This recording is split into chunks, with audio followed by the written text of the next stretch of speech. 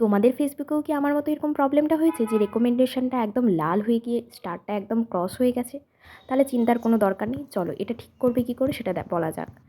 প্রথমেই তোমরা ওপেন করে নেবে ফেসবুকটা এবং সেখান থেকে চলে যাবে হচ্ছে ড্যাশবোর্ডে গেলে তোমরা দেখতে পাবে যে তোমাদের রেকমেন্ডেশনটা ক্যান্সেল হয়ে গেছে কিনা, তোমার প্রোফাইল বা পেজ কারোর কাছে রেকমেন্ড করা বন্ধ করে দিয়েছে। এর অনেকগুলো কারণ হতে পারে, যেমন ভুলভাল ইনফরমেশন কাউকে দেওয়া বা কোনো কাউকে বলা যে তুমি এই ভিডিওটা শেয়ার করলে এত টাকা পাবে, মানে কোনো রকম আননেসেসারি তথ্য যাকে বলে সেগুলো যদি দেওয়া হয় তার জন্য রেকমেন্ডেশনটা ক্যান্সেল হয়ে যেতে পারে। এবার যাদের আমার মতো অবস্থা, কোনো কারণ ছাড়াই রেকমেন্ডেশনটা অফ মানে হয়ে গেছে, তাদের জন্য প্রথমেই তোমরা হচ্ছে সেটিংসে চলে যাবে। ওখানে গিয়ে দেখবে একটা রিপোর্ট এ প্রবলেম বলে অপশান আছে। তো ওখানে তোমরা ক্লিক করে দেওয়ার পর দেখবে ইনক্লুড বলে দেখাচ্ছে।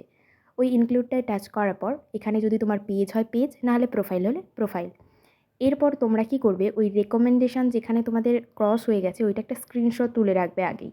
সেই স্ক্রিনশটটা এখানে ফটোর জায়গায় পেস্ট করবে। আর ডেসক্রিপশানটা আমি আমার প্রোফাইলে কোনো ছবির সাথে পোস্ট করে দিচ্ছি ক্যাপশানে, তো তোমরা সেখান থেকে নিয়ে নিতে পারো আমি কি ডেসক্রিপশানে লিখেছি। তো সে ডেসক্রিপশান একটা দেবে। এরপর তোমাদের প্রোফাইলের লিঙ্কটা দেবে। দেওয়ার পর ওটা তোমরা আপলোড করে দেবে। ওটা 72 ঘন্টার মধ্যে আই থিঙ্ক ঠিক হয়ে যাবে, যেহেতু আমরা কোনো মানে রুলস রেগুলেশন বা কোনো রকমের পলিসি আমরা কিছু ব্রেক করিনি, তাই জন্য ওরা 72 ঘন্টার মধ্যে এটা ঠিক করেই দেবে।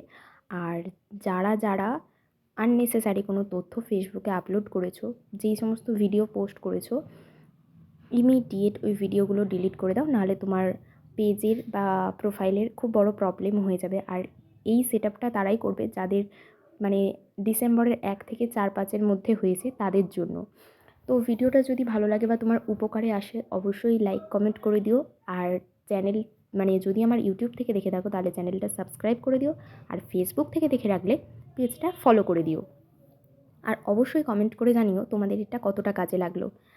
তো আর কিছু করার দরকার নেই, এরপর ব্যাক করে দেবে, দিয়ে নিশ্চিন্তে থাকবে, বাকি দায়িত্বটা ফেসবুকের।